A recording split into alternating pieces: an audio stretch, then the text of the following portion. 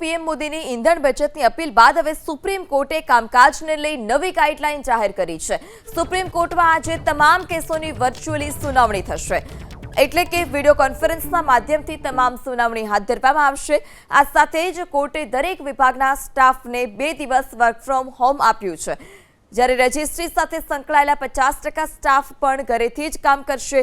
કોર્ટે રજિસ્ટ્રી વિભાગને નિર્દેશ આપ્યો કે વિડિયો કોન્ફરન્સિંગ લિંક સમયસર મોકલે અને ટેકનિકલ સપોર્ટ હંમેશા ઉપલબ્ધ રહે, જેથી અદાલતની કાર્યવાહી પ્રભાવિત ન થાય। સુપ્રીમ કોર્ટના તમામ જજો પણ કારપુલિંગ કરી કોર્ટમાં પહોંચી રહ્યા છે, જ્યારે રજિસ્ટ્રી સાથે સંકળાયેલા 50% સ્ટાફ પણ ઘરેથી જ કામ કરશે।